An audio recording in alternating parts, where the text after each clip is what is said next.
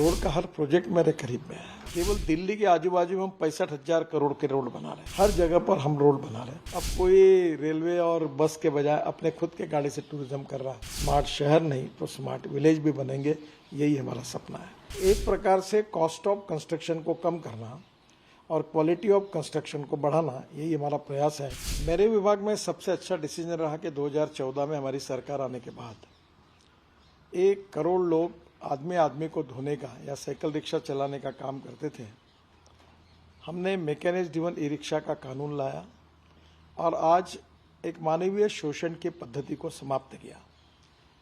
पंडित दीनदयाल उपाध्याय जी कहते थे कि ये इतना मानवीय शोषण है कि मैं इस रिक्शा में कभी नहीं बैठूंगा। डॉक्टर लोहिया कहते थे कि जिस दिन ये बदल जाएगा वो देश के इतिहास का सुनहरा दिन हुआ। तो मुझे लगता है कि ये जो मैकेनिज्म ई रिक्शा हमने लाया और उसमें आज 1 करोड़ लोगों को मुक्ति मिली। लगभग अब साइकिल रिक्शा और आदमी धोने वाला रिक्शा दिखता नहीं। उसमें और उपलब्धि हुई कि और 25-30 लाख ज़्यादा लोगों को, दिव्यांगों को, महिला भी अब साइकिल रिक्शा ई रिक्शा चलने लगी, उनको भी रोजगार मिला और आज बड़े प्रमाण पर ये पॉपुलर हो रहा है। ई कार्ट और ई रिक्शा मानवीय इतिहास में शोषण से मुक्ति देकर उनको रोजगार देने वाला एक सबसे अच्छा प्रोजेक्ट मेरे कार्यकाल में हुआ है और मैं निश्चित रूप से उसको याद रखता हूँ। गडकरी जी, लोग कहते हैं कि इस सरकार में चाहे आपको कुछ दिखे या नहीं दिखे, जहाँ आप जाएंगे आपको बेहतरीन रास्ते जरूर दिख जाएंगे। आपका पर्सनली बड़ा इंटरेस्ट रहता है, आप कई बार लोगों को डांट भी लगा देते हैं अगर उन्होंने सही से काम वाम किया नहीं किया। ऐसे कुछ प्रोजेक्ट रहे जो इस 9 साल में खास करके रोड्स के जो आपके दिल के बड़े करीब रहे? देखिए, रोड का हर प्रोजेक्ट मेरे करीब में है। मैं जब महाराष्ट्र में 95-2000 में था, पहली बार पीडब्ल्यूडी मिनिस्टर बना। Worli Bandra sea link, Mumbai Pune express highway, 55 flyover, ये सब योजनाएं उस समय मैंने पूरी की। प्रधानमंत्री ग्राम सड़क योजना अटल जी ने मुझे बनाने का सौभाग्य दिया और बाद में रोड के साथ मेरा जुड़ाव लग गया। और आज मुझे खुशी है कि केवल दिल्ली के आजू बाजू में हम 65,000 करोड़ के रोड बना रहे हैं ताकि दिल्ली को ट्रैफिक जाम से और प्रदूषण से मुक्ति कैसे दिलाए। तो मुझे लगता है कि ऐसे पूरे देश में, चाहे नॉर्थ ईस्ट हो, अरुणाचल, मेघालय, त्रिपुरा, मणिपुर, कहीं भी जाओ आप, हर जगह पर हम रोड बना रहे हैं। दूसरी ओर कश्मीर, जम्मू कश्मीर, जोजिला टनल हो, हम तो केवल 1 लाख करोड़ के रोड और टनल तो कभी कश्मीर में काम चालू है। आज जम्मू से श्रीनगर के बीच में 16 टनल बना रहे हैं। फिर हमने 32 ग्रीन एक्सप्रेस हाईवे और इकोनॉमिक कॉरिडोर बना रहे हैं, जो देश में लॉजिस्टिक कॉस्ट जो 16% है उसको सिंगल डिजिट में हम लाने में सफल होंगे। तो स्वाभाविक रूप से मुझे लगता है कि रोड में जो बदल हुआ वो लोग तो देखते ही है, तो कुछ बोलने की जरूरत ही नहीं है, क्योंकि जो अनुभव करते हैं वो इसके लिए सरकार को, मोदी जी को, हम सबको बहुत बहुत धन्यवाद देते हैं। एक अध्याय शुरू हुआ है अगर हम बात करें टूरिज्म को जोड़ने की, क्योंकि जिस तरह से रिलीजियस प्लेसेस को जोड़ते हैं रास्ते, आप 4 धाम के ऑल वेदर रोड बनाने की पिछले कई सालों से बात भी कर रहे हैं। ये एक बूस्ट होगा टूरिज्म के लिए, क्योंकि हमारा देश ऑलरेडी केवल हमने दिल्ली से देहरादून का पुराना रोड अच्छा किया। जैसे ये आपका मेरठ रोड बना, एक्सप्रेस है दिल्ली मेरठ हाईवे, और मेरठ से वो रोड हमने अच्छा बनाया तो दुगना हो गया टूरिज्म। और जब दिल्ली देहरादून बनेगा तो 4 गुना बढ़ेगा। तो टूरिज्म भी ऐसा क्षेत्र है जिसमें 49% खर्चा एम्प्लॉयमेंट पोटेंशियल बढ़ाने के लिए होता है। तो निश्चित रूप से टूरिज्म से फायदा होगा। जैसे हम बद्रीनाथ, केदारनाथ, गंगोत्री, यमुनोत्री 12,000 करोड़ का रोड बना रहे हैं। मानस सरोवर का काम हमने करीब 80-85% पूरा किया। ये पिथौरागढ़ से मानस सरोवर जाए वो रोड हम कर रहे हैं, जिससे टूरिज्म बढ़ेगा। हमने बुद्ध सर्किट बनाया, 22,000 करोड़ का काम कंप्लीट हुआ। जैन सर्किट बना रहे हैं। इतना नहीं तो जैसे महाराष्ट्र में पालखी मार्ग बना रहे हैं, पंढरपुर, देवू और आळंदी को जोड़ने वाला। फिर अक्कलकोट, गाणगापुर, तुळजापुर, सब हमने अच्छे जगह जोड़ा। हमने जो श्रद्धा स्थान थे, अजमेर से लेकर कोई भी, हर जगह पर अच्छे रोड से बनाकर हमने लोगों में तीर्थाटन की उत्साह को बढ़ाने की कोशिश की। और मुझे लगता है कि अब लोग पुरानी गाड़ी खरीद रहे हैं, खुद फैमिली को लेकर टूर पे निकल रहे हैं। अब कोई रेलवे और बस के बजाय अपने खुद के गाड़ी से टूरिज्म कर रहा है। तो ये देश के लिए एक बड़ा अच्छा साइन है। इससे नए रोजगार की निर्मित होगी और देश की प्रगति और विकास में हमारा टूरिज्म सेक्टर बहुत कंट्रीब्यूट करेगा। आप खुद ई व्हीकल से चलते हैं, हमेशा लोगों को कहते हैं कि ई व्हीकल्स को अडॉप्ट करना चाहिए। एक जो आम आदमी के दिल में एक सवाल जो रहता है गडकरी जी, कि जो अभी तक ई व्हीकल्स अवेलेबल है वो बड़े एक्सपेंसिव है। इसके ऊपर आपकी सरकार कब तक काम कर पाएगी कि कम से कम अफोर्डेबल हो जाए? देखिए, $150 पर किलोवाट उसका वो बैटरी की कॉस्ट हो रही थी, वो 115 तक आई है और मेरे हिसाब से वो 100 तक आ जाएगी।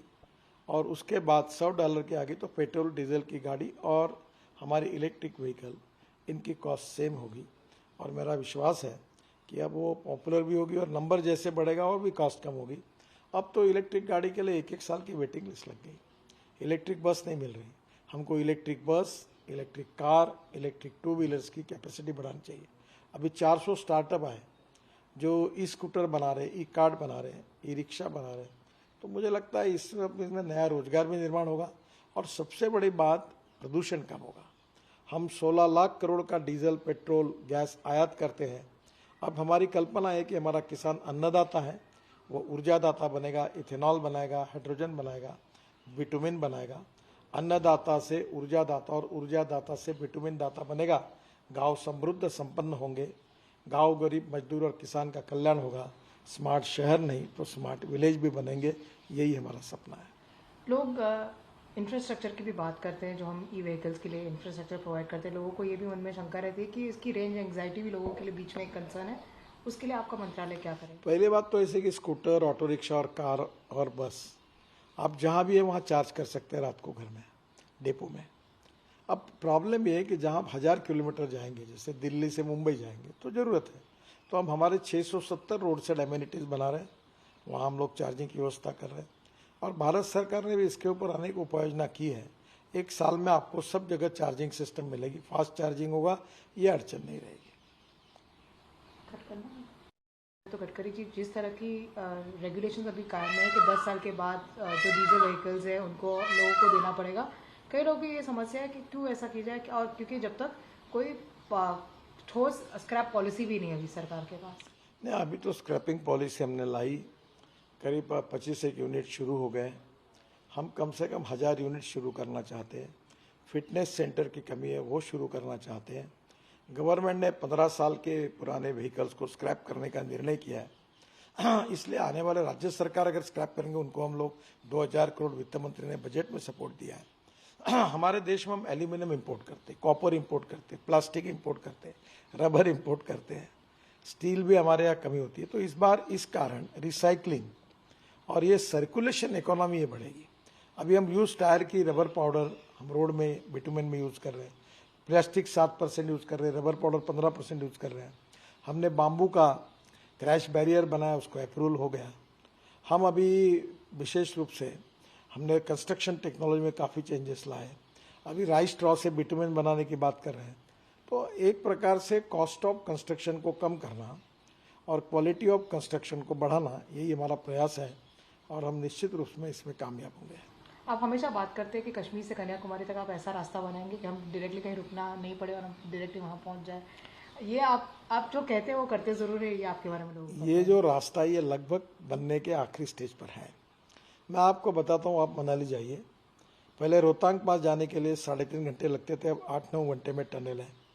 रोहतांग पास से बाहर आइए तो हम 4 से 5 टनल बना रहे हैं, तो आप लद्दाख लेह में आएंगे, वो भी रोड का काम चालू है। लद्दाख लेह के बाद आगे रोड से रोड बन रहा है। उसके बाद जोजिला टनल है जो 12,000 करोड़ की, तो हमने 5,000 करोड़ बचा है, जिसका 60% काम हो गया।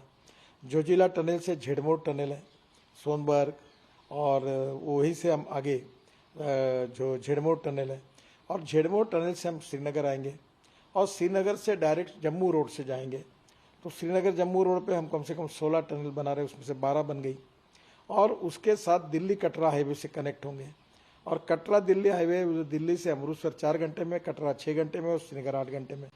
उसी रोड से दिल्ली आएंगे और दिल्ली से दिल्ली मुंबई हाईवे से सूरत तक जाएंगे, और सूरत से पलटकर नया रोड हम बना रहे ग्रीन हाईवे, वो दिल्ली सूरत से जाएगा नासिक, नासिक से अहमदनगर, अहमदनगर से सोलापुर, सोलापुर से कर्नूल, और कर्नूल से वहाँ काम भी शुरू हो गया, और कर्नूल से चेन्नई, हैदराबाद, बेंगलोर, मैंगलोर, कोचीन और कन्याकुमारी तक जाएगा। तो ये जो मैंने कहा कि ये मनाली से लेकर कन्याकुमारी तक, यानी कश्मीर से कन्याकुमारी तक एक्सिस कंट्रोल हाईवे, जिससे आप 120 किलोमीटर के स्पीड से जा सकेंगे। और ये हाईवे बनने से दिल्ली से चेन्नई के बीच का डिस्टेंस 320 किलोमीटर कम हुआ है।